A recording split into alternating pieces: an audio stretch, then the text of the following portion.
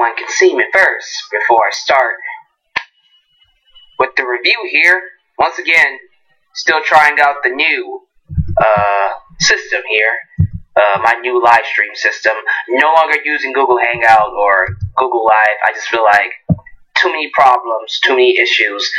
What I have right now seems to be a lot more convenient for your boy, Deluxe Man. But I want to be sure that it's working. Yeah, people can see me. What's up, everybody? We're good. We're good. Everyone can see me. Good quality, apparently. I'll get to you guys in just a second. We'll do a roll call for live chat in just 1 second. But let's go ahead and get the beginning out the way. Let's go ahead and get the intro out the way so we can go ahead and get things started. As you guys know, this is your boy, Deluxe Man. And of course, we are live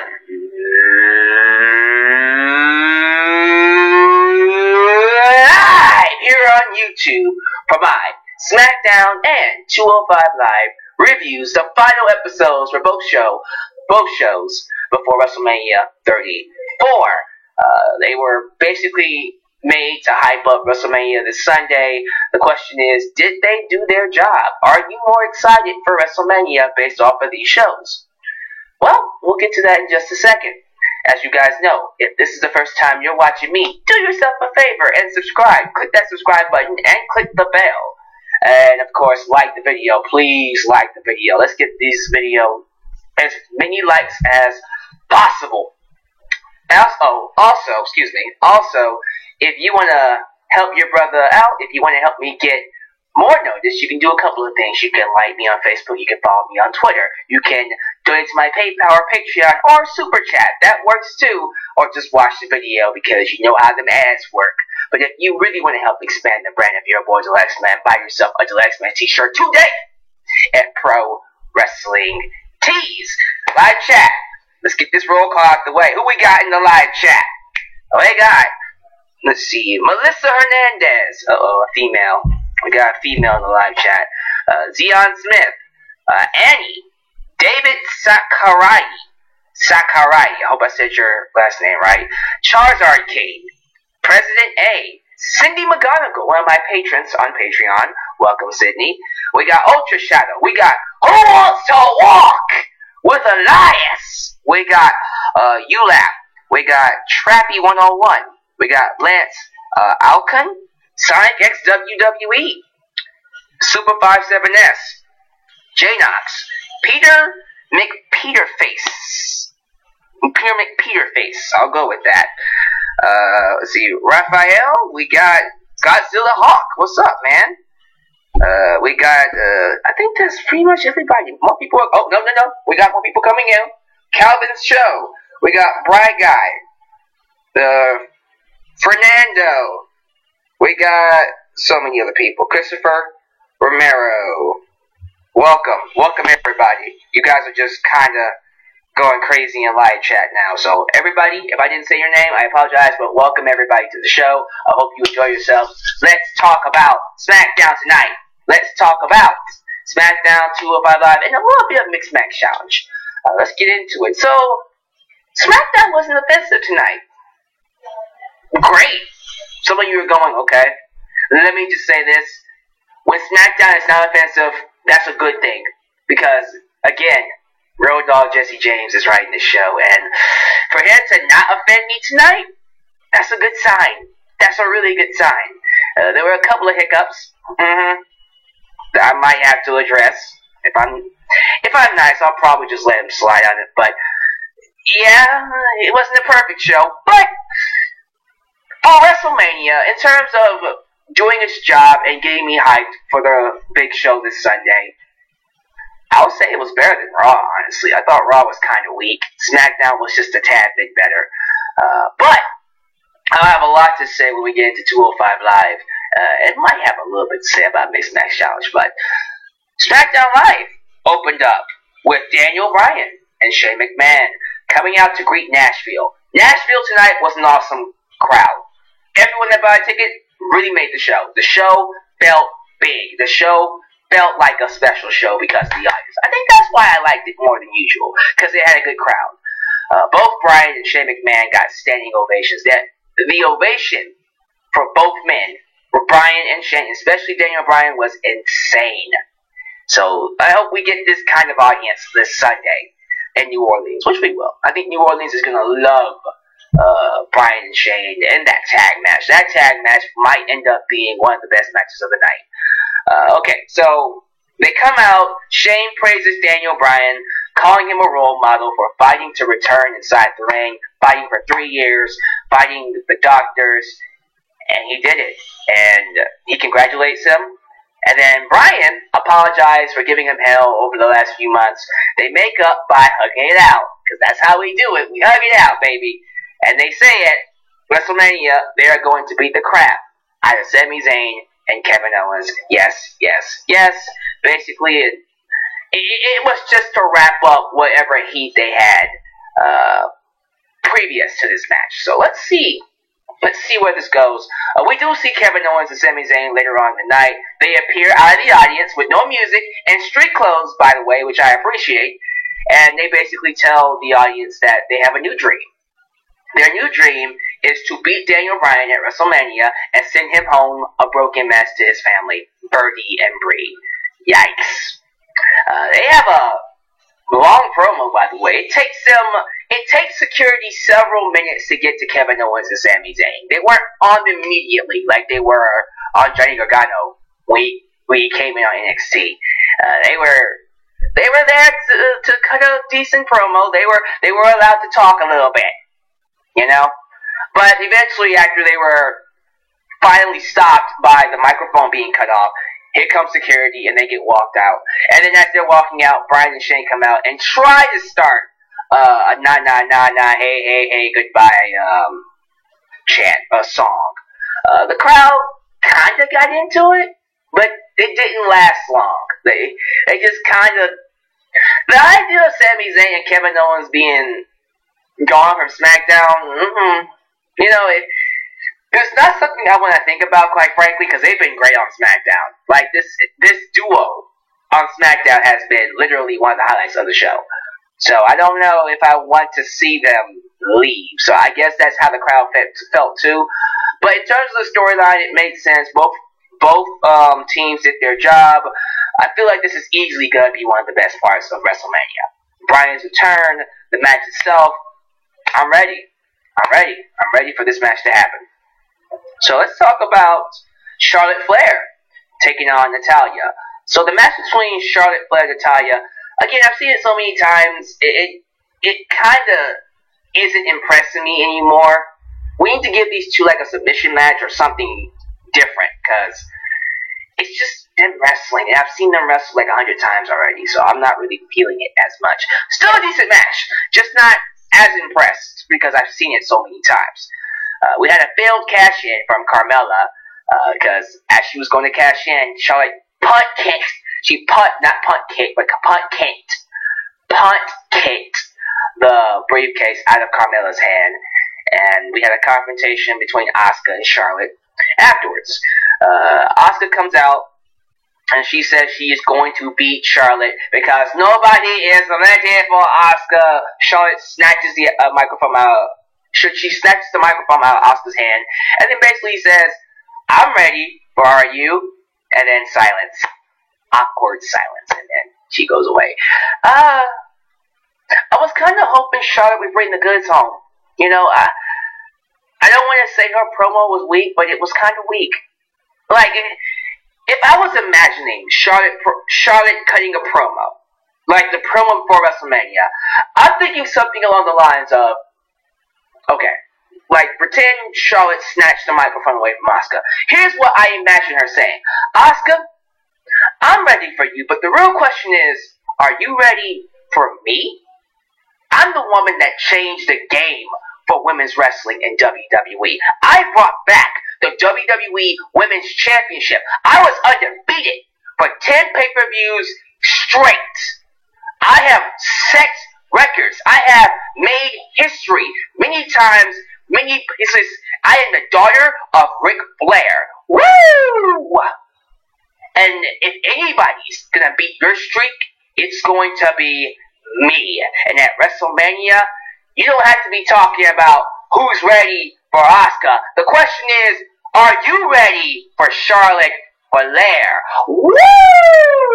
Something along those lines. Like, I was hoping she would bring home the goods. Like, just, come on, Charlotte. Now, I know Charlotte's not known for her microphone skills, but that was a time to really just, okay, I'm there. Reel them in. I'm there for WrestleMania. She just, are you ready for me? And walked away like, come on, man. You should have sold it. You should have, Charlotte, come on now. Now, granted, I'm pretty sure she couldn't really sell it because of the script. But, man. She should have cut a better promo. She should have cut a better promo. And, Brian Guy, I didn't say sex records. I said sex records. Be quiet. Leave me alone. Over here giving me a hard time. Alright, other than that, I mean, what they did with it was alright. It wasn't offensive. I just wanted more. We could have sold it more. We do a video package of Bryan, Shane, Owens, and Zayn. Well done. Every video package we got tonight was fabulous. The video production on these video packages are just amazing. Like, WWE's production crew deserves credit for that. We have Rusev taking on Jinder Mahal. And Rusev was the babyface in the match. First off, if we're talking about the two men who got the biggest pops tonight, it was Bryan and Rusev. Rusev is so over right now. And Aiden English is just riding off of it very well. You know, I want Aiden English to announce me to the ring. If I ever have to have a manager, I want Aiden English, because he's so good at his role. So good at it. But Rusev worked as a babyface tonight. And it just fit like a glove. Like, this is what he should be, a babyface. Just did an awesome job against Jinder Mahal. The crowd got behind him. This is where he needs to be. We should keep him here.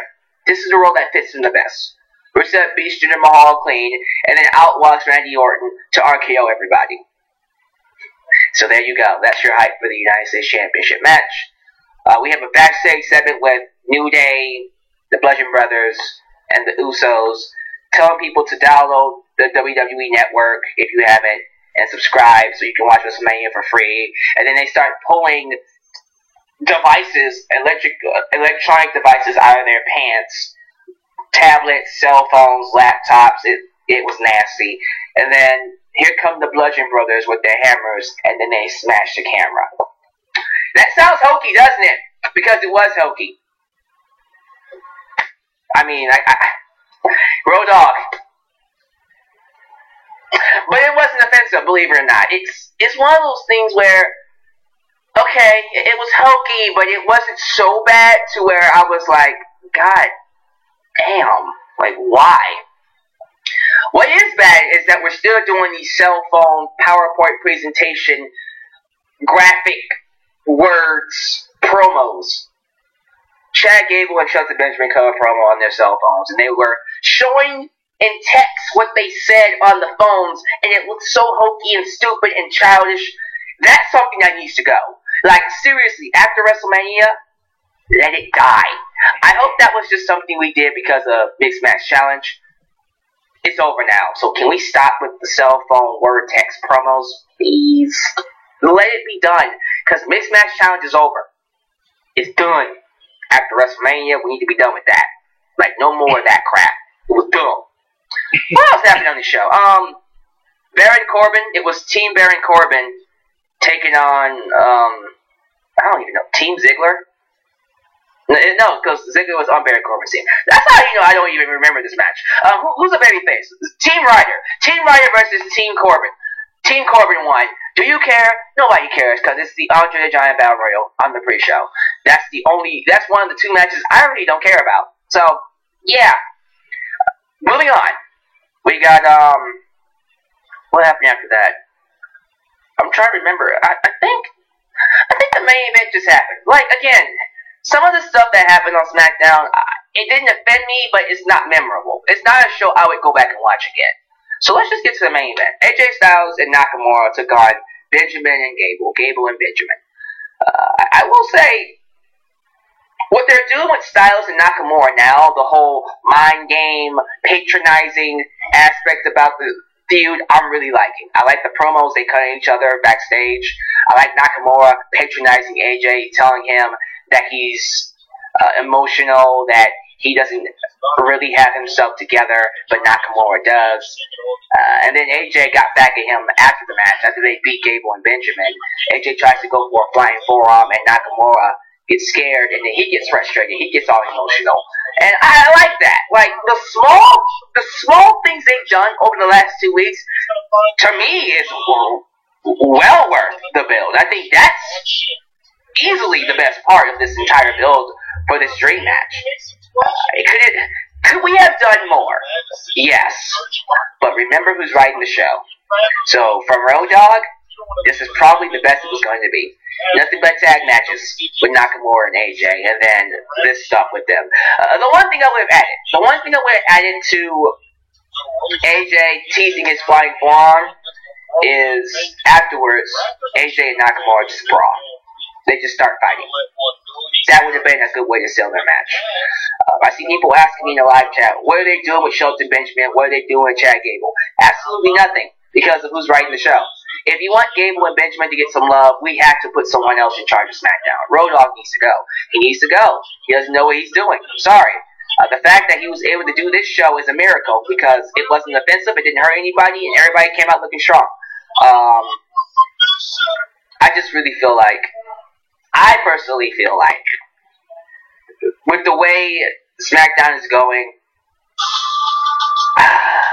and this is just overall thoughts on the show, I'm really just considering not watching it after WrestleMania. I know AJ would be on SmackDown. I know Nakamura would probably be champion. And I just will probably end up taking away from what they're doing if I don't watch it. But the writing is so bad.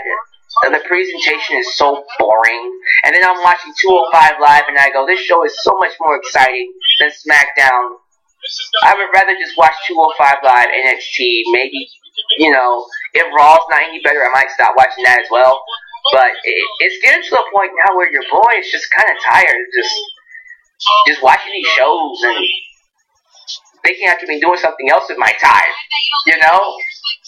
I'll see what I can do. Like, probably after WrestleMania, after WrestleMania, I might decide, screw it, I'll continue doing it. But yeah, I might end up just not doing this, because it's getting hard. Like, it's so much more easier when you have someone in charge of a show that knows what he's doing. Simple as that. Simple as that. So, yeah, SmackDown, not offensive tonight, did his job, well opponent. Let's talk about the Mixed Match Challenge. The Mixed Match Challenge. The finals between Charlotte and Bobby Roode taking on Team Asuka. Miz and Asuka. I'm shocked they actually had Asuka and Charlotte touch. I was thinking Bobby Roode and Miz were going to wrestle the entire match, and then maybe Charlotte and Asuka would have like small portions to just touch. Although they didn't touch too much. They locked up. They did have some back and forth here and there, but it wasn't a lot. So we got a glimpse of their match this Sunday, but not all of it, which is, it's smart. But it was basically Miz and Bobby Roode. Miz is such a good worker in terms of knowing how to get the audience involved. The fact that this guy can raise his hand, and get a reaction. That's where Miz is now. He's able to just go like this, and then he gets a reaction. That's power. That's not something many wrestlers have nowadays. That's pretty cool. That's pretty cool. But the match was solid. Miz and Asuka end up winning because we can't have Asuka lose her streak before WrestleMania. So yeah, solid match. Miz and Asuka win. They are representing Rescue Dogs Rock, I think. Let me get this information right. Don't want to just say something random and get it wrong. Yep. They are representing Rescue Dogs Rock. Their charity will win $100,000. It actually did win $100,000. Miz cut a very babyface promo on his daughter being born. Yeah, that's right. Miz's daughter was born. Congratulations, being a father, Miz. They'll probably give him time after WrestleMania to go see her, so he might lose the title at WrestleMania. Gave credit to all the charities. It was nice to hear him open up and be himself. That was cool. That was really cool. He talks about how he's going to defend his belt at WrestleMania and how Asuka is going to win the Women's Championship. No problem. So with that said, ladies and gentlemen, let's go ahead and get off of SmackDown here. Let's talk about 205 Live. Hold on. Let me work my magic here. Hocus Pocus. Oh, look at that. What's good? Change the background on you. By the way, gotta give credit to the man who made this. Is he here in the chat? I don't really see him here in the chat. Let me get his name real quick. So, credit goes to Jay Knox for making these covers for me. I don't see you, Jay. I was hoping you'd be in here so I can go ahead and give you credit. But if you end up seeing Jay Knox in the live chat, give him some love. Because he made these covers. Made these covers. These are really, really well. Hopefully the quality isn't going down. I'm hearing the quality is pretty good. So, alright. Let's see. Let's go ahead and do this. There we go. Jay Knox. Thank you, Jay Knox, for the cover. It looks great. Let's talk about it. Let's talk about 205 Live. I'm about to gush the hell all over this show. I will never, ever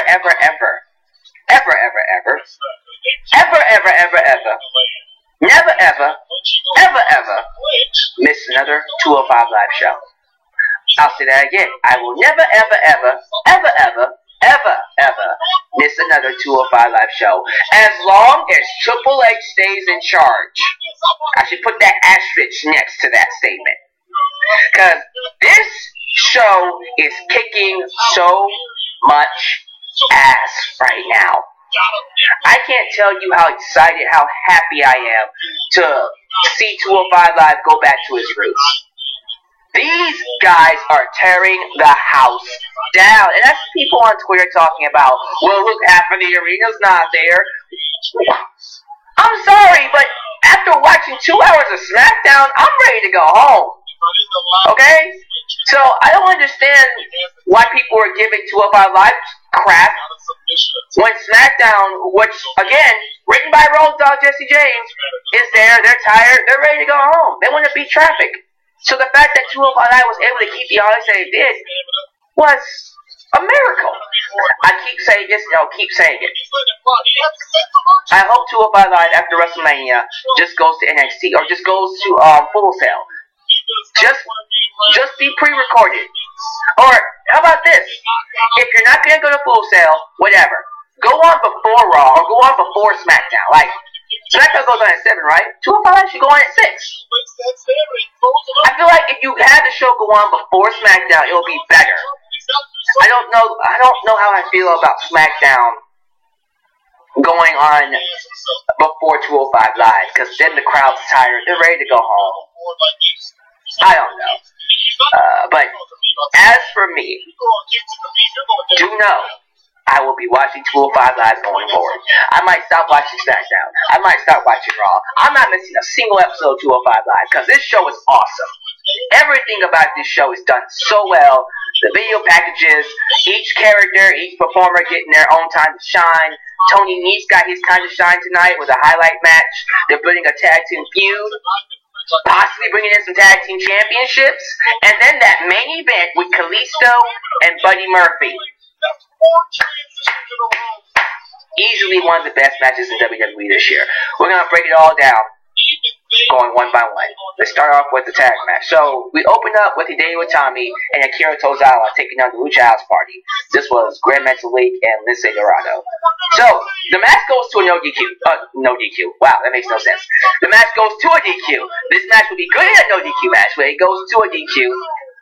When both teams lose their temper and end up brawling.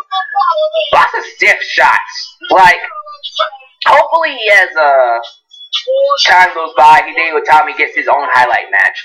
I feel like he's lost some steam. He's lost a lot of steam.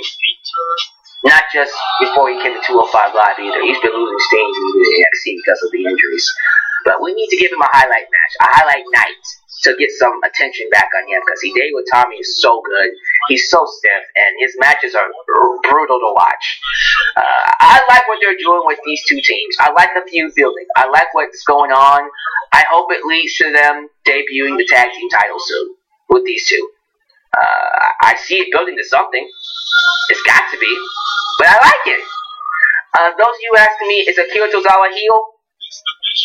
I would think he is. I'm cool with that. I'm cool with Hideo Itami and Akira Tozawa being the heels in this. I think that works out better, because Lucha House Party is way too likable to be heels. Way too likable. Way too exciting. So let's see where this goes. Hopefully it does lead to a tag team championship match. Apparently, Drew Gulak was supposed to face Mark Andrews tonight. And it got postponed until next week, which is smart because WrestleMania is coming up. You want to save that until after WrestleMania. So Mark Andrews will take on Drew Gulak next week. So this week, we got a PowerPoint presentation promo from Mr. Drew Gulak. And, whew, let me just say this. Drew Gulak, he is a national treasure. I love what they're doing with him. I love the psycho politician gimmick. It's really, really cool. You know, he's preaching about how it's all about technical wrestling, how he's the best technical wrestler on 205 Live, the best submission specialist, and how he plans to make all of his opponents tap out. I love that gimmick. I think it's working very well, and I love that he uses PowerPoint presentations to make his point. He had one that basically said, because I could, and he says he's going to make Mark Andrews tap out next week. So yeah, national treasure, Drew Gulak. Andrews came up after us and cut a promo on the whole cell phone text thing. I don't like it here, but it was alright. I don't remember much what he said, but it was serviceable. So that match is happening next week. Next up is the highlight match for Tony Nese. Nice. I really don't have an issue with what they did here. The premier athlete got his chance to shine. Jonathan Pierce, who I think I've seen before. Someone do some research on Jonathan Pierce. I probably have seen him before. I might have to do my research on him, but he looked seasoned. He looked like he knew what he was doing, and yeah, he made Tony Nese look like $1 million. Yeah, Tony Nese looked great. Got his win. Hopefully they do stuff with him going forward. Then we got the main event. Let's talk about this. First off, let's not even talk about it. Let's give the match its respect. Round of applause. Buddy Murphy and Kalisto tore it down. This was a fantastic match. Easily. I don't care what anybody says. Easily one of WWE's best matches this year. If you haven't seen it, go watch it. And you know what? Based off what we've been getting in the tournament, the Cruiserweight Classic. The Cruiserweight tournament that's been happening over the last few months. This is no shock. Of course it's good. Of course this is awesome. Of course they're tearing the house down. But let me just talk about the stuff we got in this match. We got a freaking suplex on the apron that made me cringe about as hard as Will Ospreay made me cringe when he took that Spanish fly on the apron from Marty Scurll at Sakura Genesis. Yeah, it looked nasty. It looked like it killed Kalisto. Lots of counters. I got lots of high flying. Just great action. Think about this for a minute. The crowd that was there, tired. They're worn out. They're ready to go home. Okay? This match was so awesome. It not only got a 205 live chant, 205, 205, 205. It got this is awesome chant and a fight forever chant. Fight forever, this is awesome, 205 live from fans who were tired. That's a big freaking deal. I don't even remember how long the chants lasted, but they basically chanted throughout the entire match. Kalisto and Buddy Murphy just tore it up. It was an awesome match, and it's matches like this that make me go, why the hell would you want this on the pre-show? Like, think about this. Like, this match, The quality of this match was so good. I'll get to the super chat in just a second. Thank you for that, guys. The quality of this match was so good that I don't think Roman Reigns and Brock Lesnar is going to beat it. Think about that. Think about what I just said here. The match was so good, I don't see Roman Reigns and Brock Lesnar beating it. So, knowing that this is the quality we're getting from 205 Live, why the hell would you want this in the pre-show? So let's get to that in a second. Buddy Murphy beats Kalisto. Awesome match. Easily one of WWE's best matches this year so far. Might be topped. Cruiserweights could come in and top this next week. But awesome stuff. Awesome stuff from Buddy Murphy and Kalisto. Buddy Murphy, I cannot believe that this guy has been on NXT for, since 2014, I believe, and I haven't seen him this good since he came in. What the hell, buddy? What the hell, buddy? And Kalisto, now that he's working with people that can, catch up with him, that can go his speed and match his style, he's been having some amazing matches.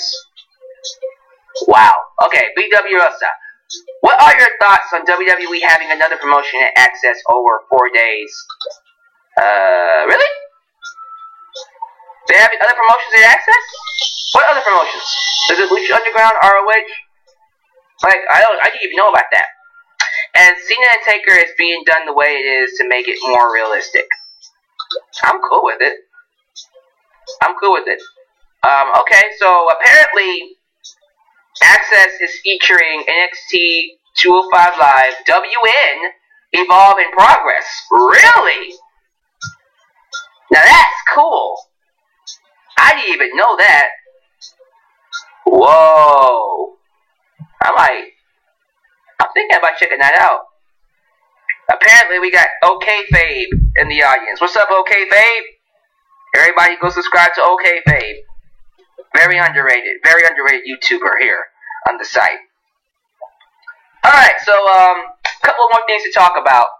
Let's talk about Drake Maverick's promo after the match. He basically came in and cut a promo urging fans to turn on WrestleMania early and watch the finals of the Cruiserweight Tournament Classic. Sure. No.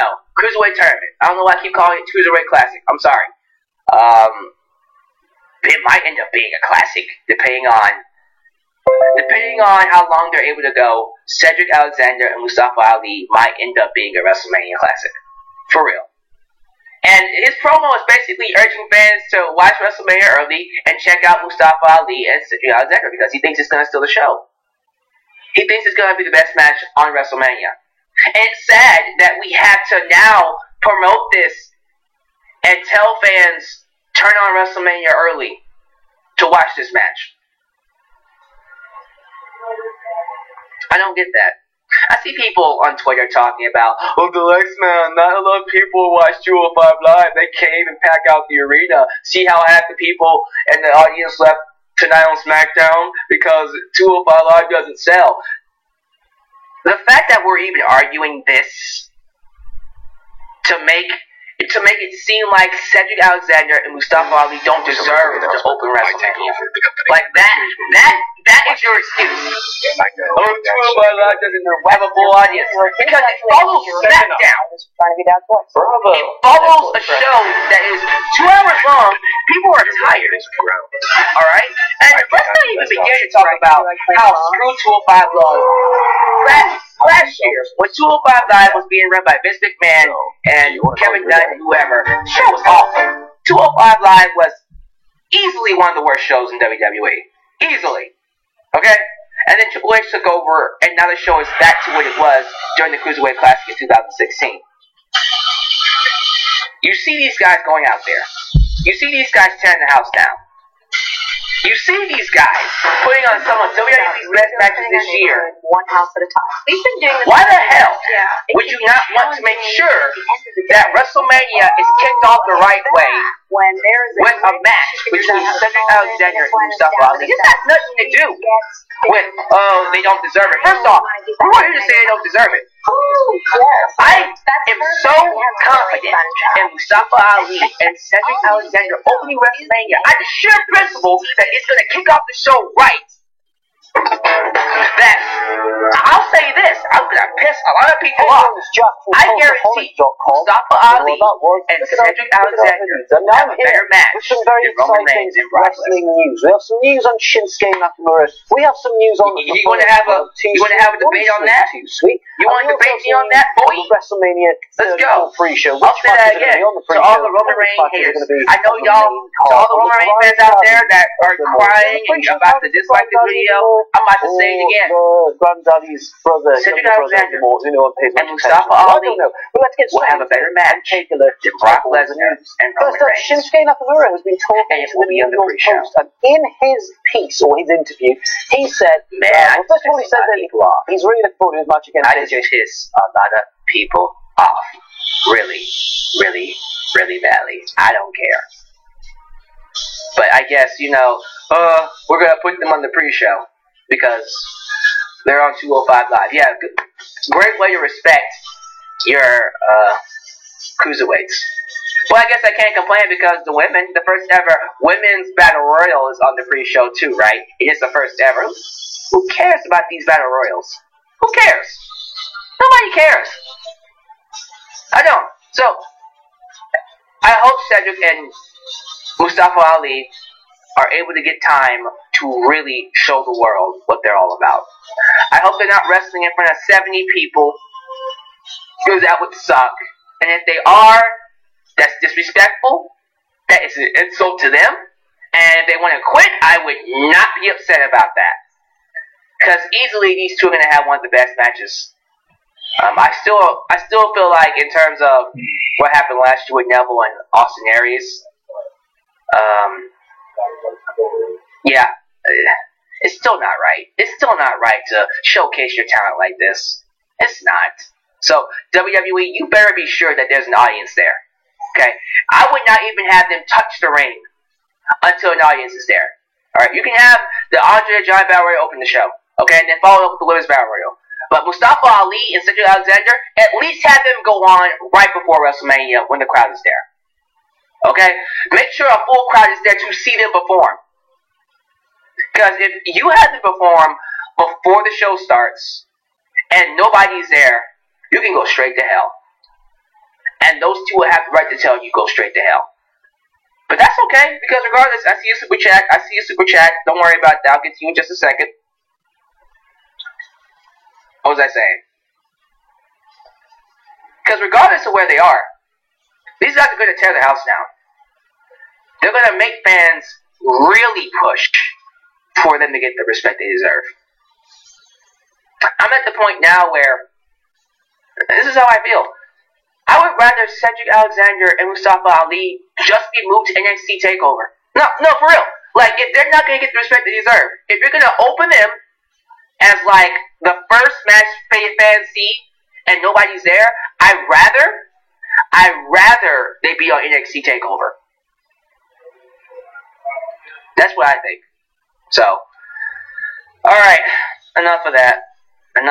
Thank you guys for hearing my rant. Let's get to the live chat here. Super chat from Mr. BWSI. Tournaments for shots at all NXT titles. Championship matches will take place on Sunday morning at 8 a.m. with the exception of the NXT Women's title. Oh, wow. So, tag team, North American, and the world title? Or is it just tag team and North American? Nice. I actually like that. I got another, super chat from Mr. Sam P-Boon. Sam P-Boon. What's up, man? It is BC Amplified from YouTube. He say the match will suck. Okay. He says the cruiserweight match will suck? Oh, please. Yeah, right. Get the hell out of here with that. I'm done with the review, so let's go to live chat. Let's see what you guys are saying. Thank you guys for joining me here. Ultra Shadow, the women are competing for a vagina trophy. The women are competing for a vagina trophy. Well said, Ultra Shadow, well said. You guys are going crazy during my rant. I like it. Get them tears, Deluxe, man. Get them tears. Yeah. I got a lot of Roman Reigns tears tonight. Welcome, everybody. Welcome to everybody just joining me. Let's see here. Kevin Steen and El Generico will debut after Mania. That would be nice if they just changed their names to Kevin Steen and El Generico. Isaiah Harris, at least make the pre-show kickoff show, put the matches on the DVD as bonus footage, but that's just me though. Seriously. Godzilla Hawk, justice for cruiserweights. They better get the respect they deserve, man. I will be upset if they don't get any kind of love. Elias, I arrived in Noah. Yeah, man. I'll see you in the hotel. Man, I hope you enjoy yourself on your vacation, Elias. I really do. Super 57S, I am predicting that Cassius Ohno will be Braun's surprise partner. That'd be an interesting partner to have. I wouldn't be against that. Let's see here. WWE TNA full. Cedric and Ali has no heat, no build, but it deserves to be on the main show. First off, how can you say it has no build when they spent an entire tournament building to the freaking match? God, do you see this crap that I deal with? Like, he wants to throw this stuff at me as if he has no idea what he's talking. He has no idea what he's talking about. He clearly does. They spent an entire tournament building up Mustafa Ali and Cedric Alexander. So you can't say there's been no build. In terms of heat, I might give you that, but guess what? The build is there. What are you talking about? Like, I don't got time for this, man. Sorry. I was having a good day until these fans came around asking these dumb questions and saying these dumb statements. It has no build. What the hell are you talking about? It was a little tournament. That was literally a tournament building to this. Let's see here. People in the live chat, yes it does. Space Bomb, I agree with you. Like, I get it, man. I get that we complain a lot about some stuff, but listen to what we're saying. NXP 2012 says, if 205 match is on pre-show. Oh, if the 205 live match is on the pre-show, we riot.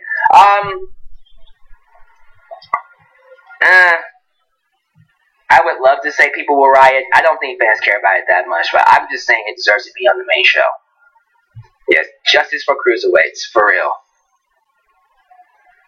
Don't time out. No, Elias, don't time him out. Let him have his opinion. I don't mind him just saying whatever he wants to say. I'm just gonna call it out and just expose why it's not a good question to ask. Cedric Alexander and Mustafa Ali have no build. What are you talking about? There was a tournament building to this match. Get your facts straight. Lord have mercy. These fans. That's why I'm glad I got you guys in here. I got some of the best fans in the world. Let's see. Pure Prestige Productions. Nice name. I saw Cedric wrestle in person. PWX twice. He is awesome. Oh yeah, he's been all over the place. I saw him wrestle in ROH, PWG, and some other places before he came to WWE. He's amazing. He's always been amazing. And I'm happy he's starting to get the respect he deserves. Starting. Hopefully he'll get more as time goes by. Should be going for the IC Championship and others down the road. Joseph Winters. I think Triple H should take over WWE. Oh, absolutely. Oh, it's time. It's his time to take over. I'm beyond done with the corporate suits running the show now, because they don't know what they're doing. They have no idea how to run this show. They have no idea how to make things interesting. Yeah, I think it's time. Firestar Heart. The tournament was absolutely fantastic. It certainly was. It was a great tournament with great matches, and the right person won. The right people won. Cedric and Mustafa Ali. Now, personally, based off of how well Drew Gulak is doing, I wouldn't have mind if he actually won the match over Mustafa Ali, and we did Drew Gulak and Cedric. That would have been an awesome match too. In HP 2012, how many Superman punches will we see? Probably about 5. We'll see 500,000, 500 million F5s, 5 Superman punches and then probably 1 or 2 spears. Because Roman Reigns is earthy. Brandon Cambambia. I hope I said your name right. But Brandon, the people who are crapping on Asuka's streak, they clearly don't know jack crap of all the true art of storytelling in professional wrestling. Why would they crap on Asuka's streak? That's one of the most interesting things about the women's division. That I don't get. That's just my thoughts. Let's see. Cut that, yes, man. I see that. I see you, Robbie. I see you. North American title looks great. I will talk about the North American title tomorrow. I'll talk about that tomorrow. Let's see here. Sonic X WWE. Yeah, Annie. NXT is better than the main roster. Annie? Don't know what he's talking about here. Oh, okay. Who agrees NXT is better than the main roster? Oh, I completely agree, Annie. I completely agree. Completely agree, Annie. So, let's end it with a question. This is my final question before I get out of here. My question to my live chat and to my viewers afterwards. How many F5s? How many F5s will Brock Lesnar deliver to Roman Reigns for him to kick out of? How many F5s will Roman Reigns kick out of? Do I hear 500? Do I hear 500,000? Do I hear 500 million? Do I hear 500 billion? Maybe he'll create a new number. Maybe we'll see him kick out so many F5s. I'm just gonna. You know what? I might even do that drinking game. I might actually do a drinking game to where I will take a shot for every single F5 Roman Reigns kicks out of. I might actually do that. Okay, we got J-Knox saying 3. We got Annie saying 10. Marcus Ryan 3. Super57S 6. Elias 2. 412 Hamrock 5. Godzilla Hawk 100. No, a million. Excuse me. 100. A million F5s. 100. Brendan Ryan going all over the place, creating a new number. Joseph Winters 20. Melissa Hernandez 200,000. Mofit 5 Romillion. 5 Romillion. You are nuts. Cock that fist, man. Yeah. I think I might do it. I might actually have my friend Katie bring a drink over, and she will have me take a shot for every F5 he kicks out of. I'll be crazy, but it might give me views. I might actually do it. Now, by the way, you guys should know this. I don't get drunk very easily, so I'll probably just still watch the match. You know what? The more I think about it, I might actually do it. Drinking game this Sunday. I'll go live during Roman Reigns and Brock Lesnar. I'll have the bottles, the small bottles here. I'll have Scott, the Only Florence. That's his YouTube name. The Only Florence. Then the casual viewer next to me. They're gonna be watching the match, and then every time he kicks out, I'll just take a shot. It will be interesting. Interesting to see how it works. And if I do it, ladies and gentlemen, if I do this, you better be there. Okay? You better be there. You better be there. If I do this game, you better be there. Okay? Crap. So, you better be there. Yeah, everybody's like, alright. Yeah, and have my coffin ready, because I'm probably gonna die. I'm probably gonna die doing that. Alright, I should do a drunk WrestleMania review. No, I'm not taking a shot for every suplex. Every F5. You hear me? Every F5. So with that said, thank you guys for being here. WrestleMania weekend continues. The WrestleMania week videos are still coming. We got NXT TakeOver New Orleans tomorrow, the preview for that show. On Thursday, check this out. On Thursday, top 10 WrestleMania shows of all time. This Thursday, top 10 WrestleMania shows. It will be late at night because I'll be working during the day. But late at night, this Thursday, top 10 WrestleMania shows.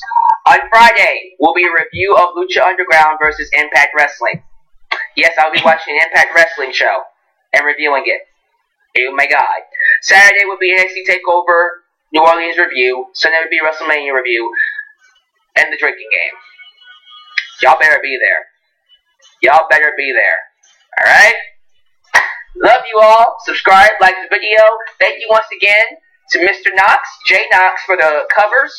And you will see your boy next time right here in your boy X Men's World. For now, I'm signing out. Peace.